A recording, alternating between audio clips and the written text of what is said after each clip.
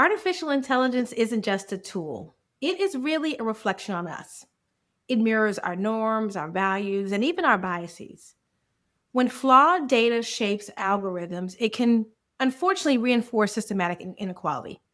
In this episode of Teach and Learn, we're going to talk about how technology and humanity converge and how we can work toward a more equitable future.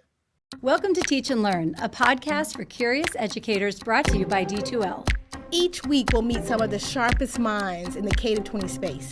Sharpen your pencils, class is about to begin. Joining me today is a trailblazing roboticist who blends engineering with social impact. Dr. Ayanna Howard's career spans NASA, the academy, and private sector. She is currently serving as the Dean of the College of Engineering at The Ohio State University and has been recognized by Forbes as one of America's top 50 women in tech. From navigating her journey as one of few Black women in robotics to challenging how we define expertise when AI is a collaborator, Dr. Howard's voice is both a warning and a call to action. Dr. Howard, thank you so much for being here today. You know, when we first met this summer, I was so excited to hear you speak at our D2L Executive Summit and hear your keynote. And I just knew I needed to have you on the podcast. So thank you for making the time today. I'm really excited about the conversation we're going to have. We're going to talk a lot about bias. We're going to talk a lot about your career and your history and the work that you're doing at The Ohio State University. But before I jump into any of that, I'd love to touch on what you reminded me of and what I remember from your talk about during your keynote, where you talked about how AI challenges our concept of expertise. And really, you talked about how it redefines a relationship between humans and machines. And so maybe we can start off by talking about how do we rethink expertise in a world where AI is not just a tool, but is also, as you shared with us in your keynote, a collaborator in learning. How do you see this shift really impacting maybe the students you serve? How is it impacting educators and ultimately institutions? Yeah, so I think, when I think about artificial intelligence, on one hand, you can say, well, new technology has always disrupted the workforce. So automation would come in and manufacturing became more automated, of course, displacing workers. AI is actually slightly different because the type of work it is displacing is what we used to call knowledge work. So it's coding, it's accounting, it's in some cases management. So when I think about artificial intelligence and how we think about the future, it's not about a replacement function. The value of AI is not in replacing all of the work. The value in AI is using it as a tool so that it becomes a co-worker with us. So it enhances our work. It allows us to do things that are more humanistic, creative, think about curiosity versus repetitive. Coding, believe it or not, I love coding. Coding is very competitive, but it's also repetitive depending on what you're doing. And so thinking about us as educators, how do we teach students then to learn with AI instead of despite AI? I love this because as I've listened to numerous reports, and you know that when we have these technology hype cycles, there's a lot of conversation specifically around AI, reducing and eliminating jobs. But when you talk about this, you talk about this differentiation. And so for listeners who are worried about being an educator in this realm of AI, can you just kind of maybe share a little bit more about what you said about this opportunity to co-collaborate as opposed to maybe feeling like this new tool and technology is going to replace the educator voice or space? Yeah, so, one of the, I would say, dilemmas we have as educators is that we teach from how we learned.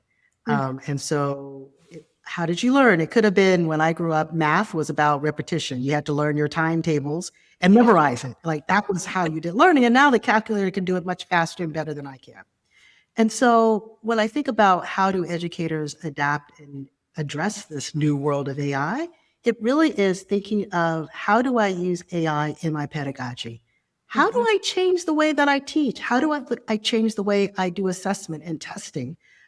Because I think about how I've talked to students and a lot of them will say, well, I learned a lot of stuff from YouTube or from TikTok or from other things versus the classroom. Or I just talked to my friend group and we study together. And that's how I learn. And I think as educators, AI is this element of all the things that are out there, much easier to decipher, much easier to grab. And so I think we need to figure out what is it the students are using, how are they using it, and how do I change how I teach so that I am pushing students to do problem solving. I'm pushing students to do critical thinking. I'm even pushing students to question what the AI is doing. I think that's the role as educators, but we also then have to learn how to use these tools ourselves. Yeah, I really appreciate that framing, and I appreciate when you're talking about things like critical thinking, problem solving, having digital fluency and literacy around these tools and technology. It makes me think about one of the things that you talked about in your keynote in terms of thinking about having a more equitable future. As we know that AI is shaping who has access to information and opportunity, how do we make sure that the skills development in the AI era doesn't widen some of the existing gaps that we already have seen in digital literacy and other areas? Yeah, so I think this is the point where universities need to basically take a stand and really think about how they're bringing AI into the entire structure, the entire curriculum. What I worry about right now is that there are some universities, such as Ohio State, that are leaning into AI literacy for all students, not just computer scientists and engineers, but all students, from the student that is in music to the student that's in humanities to the student that is in medicine. Like, how do you bring AI to your discipline and your tool? But it also requires us to provide basically workshops and pedagogy for the instructors themselves. And so I think this is really this whole element of all K through 12, as well as colleges, need to say, you know what, we are going to embrace AI and we are going to figure it out and co-think about it with our teachers. And the answer or the pushback of, well, no, from teachers or instructors, like that's not an acceptable. This is a non-negotiable. I think what that allows us to do is we can also then share information. If I, as a university, figure out what works and what doesn't work, can I share that with my fellow university to say, look, this is how we did it. This is what was great for this type of discipline, not so great for others. I think if we do this together, we can learn together as an organization, as education, basically the ecosystem, so that we can move forward. And I really think it is a non-negotiable. Yeah. As I'm listening to you, what I hearken to and talking to faculty, across the globe around this, and even myself as a faculty member, I just wonder how faculty are grappling with their own identity. So I think about the fact that as a psychologist, there are theories and frameworks that have been around for decades and centuries. And so for a long time as a faculty, static expertise was the way that I showed mastery, right? And now when I'm listening to you, it's more about dynamic expertise and really moving along the continuum to not just focus on the theories and frameworks, although those are valuable and helpful, but having dynamic expertise in my classroom and then helping my students develop the kinds of skills to be able to meet the moment of where the workforce is going. And so hearing you talk about that is really profound. And so I'd love to maybe move to talking a little bit about your book. Somehow, somewhere between sending rovers to Mars, developing robots to help humanity, molding the next generation of engineers, you had time to write a book. You wrote a book entitled Race and Robotics, How to Be Human in the Age of AI. And as I have spent some time with the book, it takes a deeply personal and research-driven look at how bias gets embedded into AI. I guess my question for you before we talk a little bit about your book is, was there some experience or moment when you realized that this book needed to be written? Yeah, thanks for the question. So I don't consider myself an author or an artist, but I do consider myself an educator. And one of the things that I realized when the conversation around bias was coming up with respect to artificial intelligence was that it was always a negative. And the fact is I don't think we can ever eradicate bias, and that's a fact. And so from my lived experience, from my own research, thinking about it's not the bias itself that's bad. In fact, as a woman, when I go to the doctor, I actually want them to be biased. I want those drugs tested on women. Like, that's a bias. But I don't want harmful outcomes to come from that bias.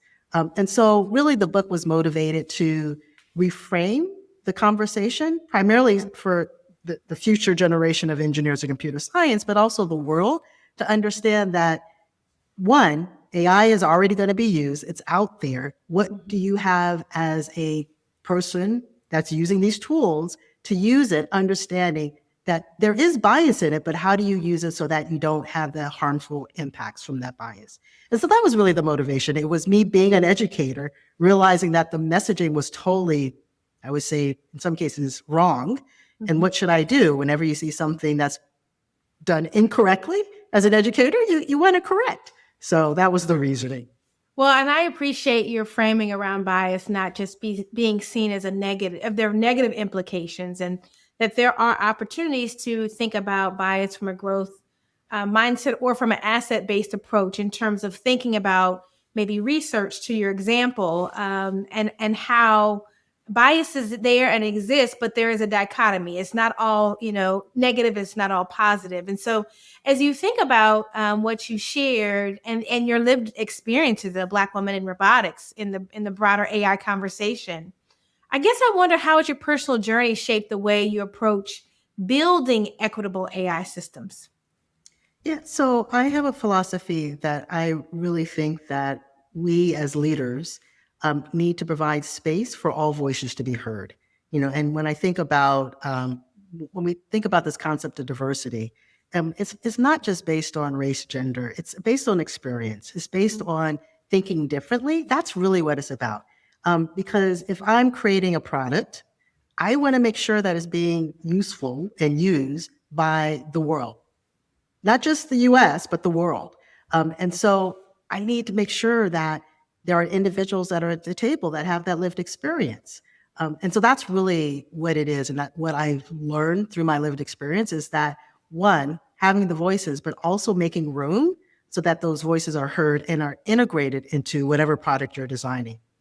Yeah, I resonate with that, and I appreciate your focus on the global context, because I sometimes think in North America and Western civilizations, we are not clear about the bias we have in the ways that we educate and our thinking, that the translation in other contexts and other parts of the world, that we need to take a step back and really think about how we can recognize those voices as well. So, you've written about AI systems that can't recognize female voices or misidentify people of color. Why do you think these kinds of biases persist in 2025?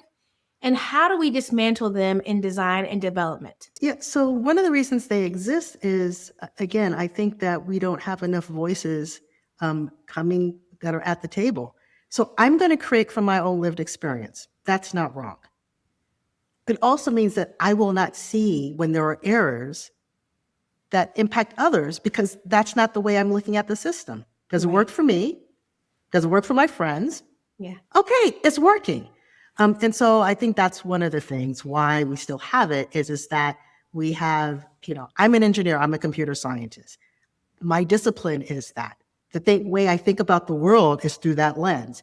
And so the tools I'm going to make and the tools I'm going to create, even though they have a human-centered point of view, empathy is probably not going to be high on the list of the products that I create. It's just because that's not the way I was necessarily trained.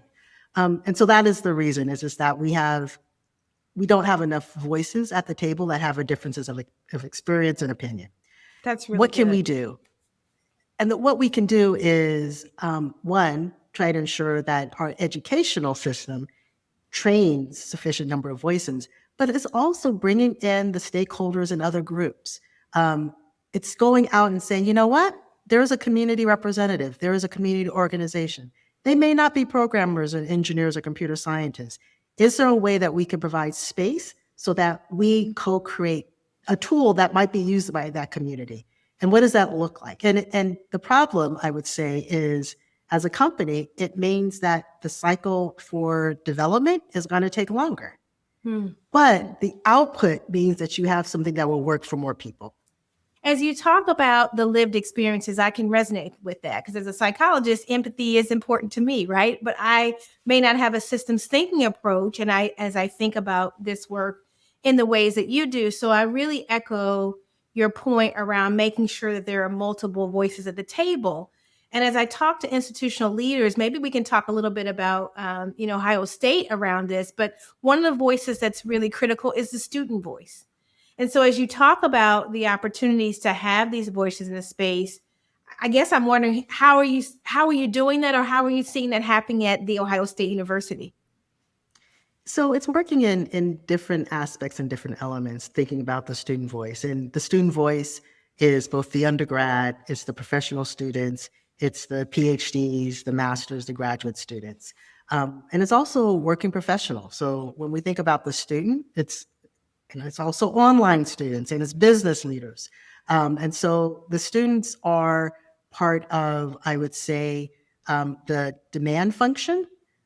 As an example, at Ohio State, we have a new Center for Computing Education, which offers AI literacy courses, AI courses that is digestible from students from any major, any discipline. So part of developing those courses, though, is we have focus groups of like, well, how do you think about computing? How do you think about artificial intelligence? Where do you get your information so that even as we're teaching, we're also updating and adapting based on the voice of the students. That's the way that we're approaching it, at least in engineering, Center for Computing Education. Other colleges are doing it slightly different. But I think bringing in the voices of the student is going to be dependent on which students and what is expected in that community, because the voices in engineering are going to sound a lot different than, say, the voices in physical education. Yeah, that's good.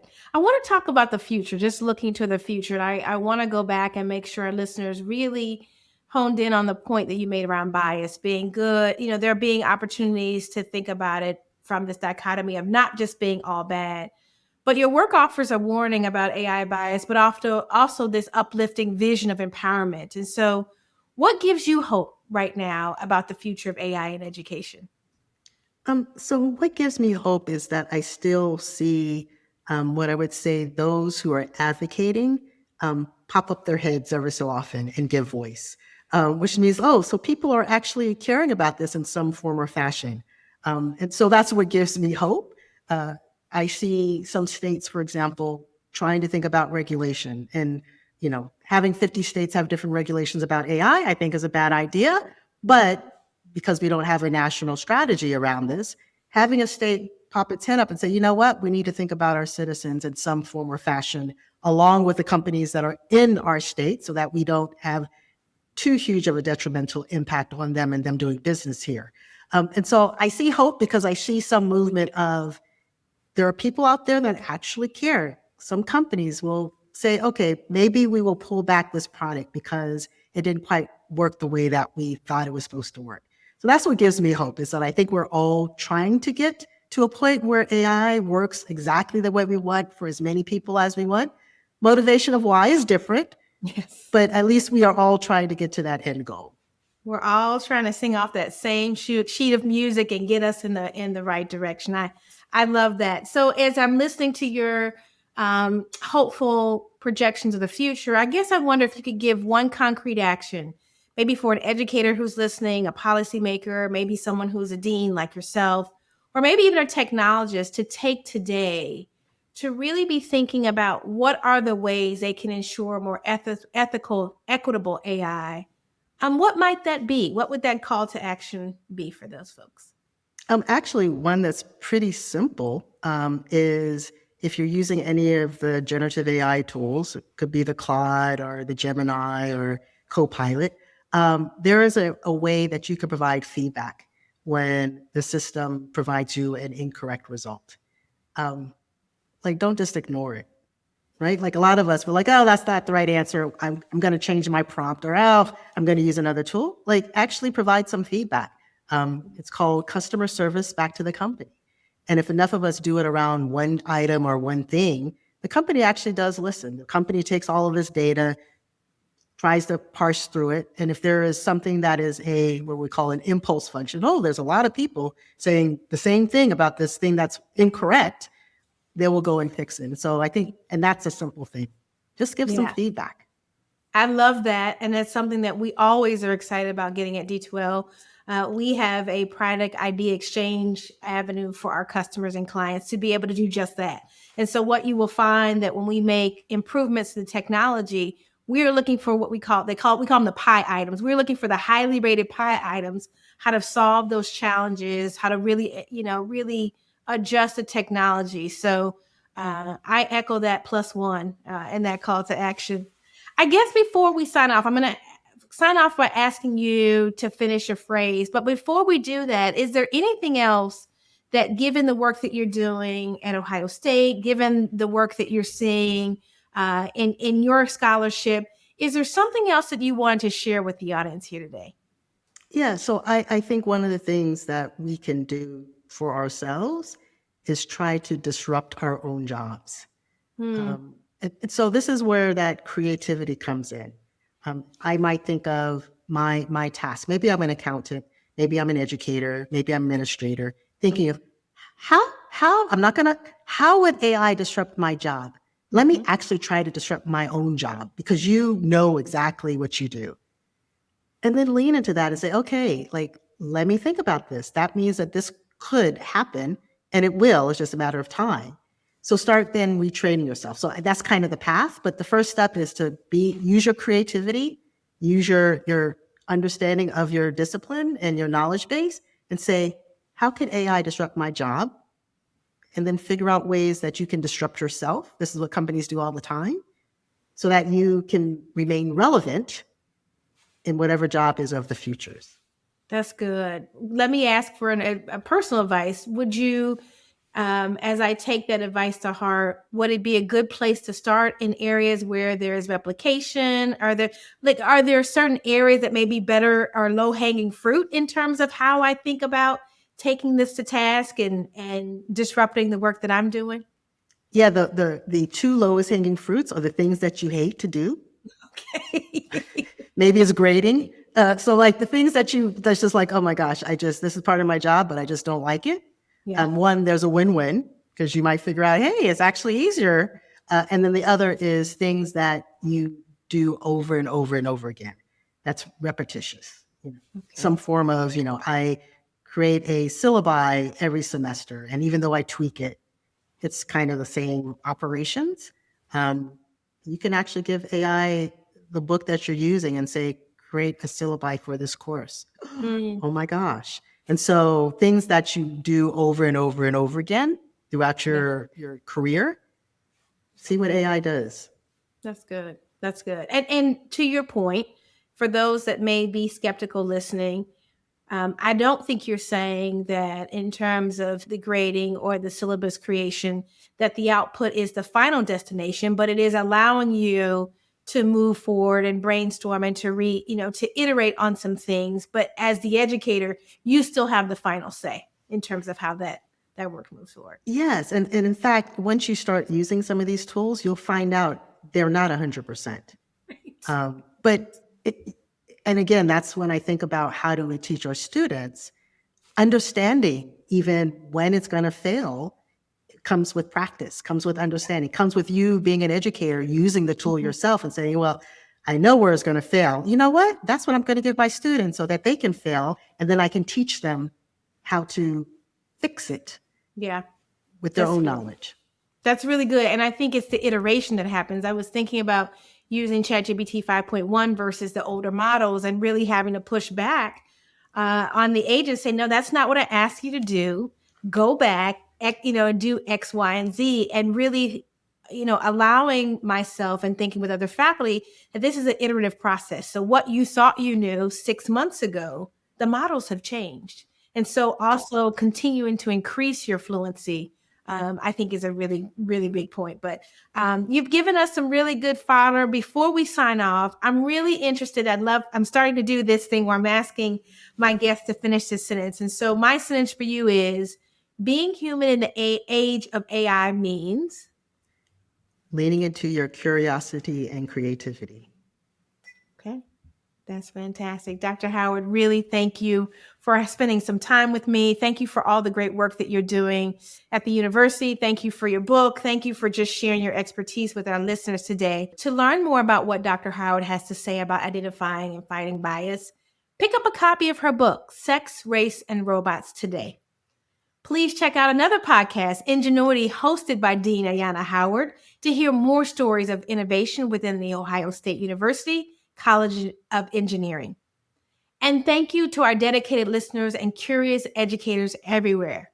Remember to follow us on social media. You can find us on X, Instagram, LinkedIn, or Facebook at D2L, and subscribe to the D2L YouTube channel. You can also sign up for the Teaching and Learning Studio email list for the latest episodes like this one, or articles and masterclasses. And if you've liked what you've heard, remember to rate, review, and share this episode. And remember to subscribe so you never miss what we have in store. You've been listening to Teach and Learn, a podcast for curious educators brought to you by D2L. To learn more about our K through 20 and corporate solutions, visit d2l.com. Visit the Teaching and Learning Studio for more material for educators by educators, including masterclasses, articles, and interviews. And remember to hit that subscribe button.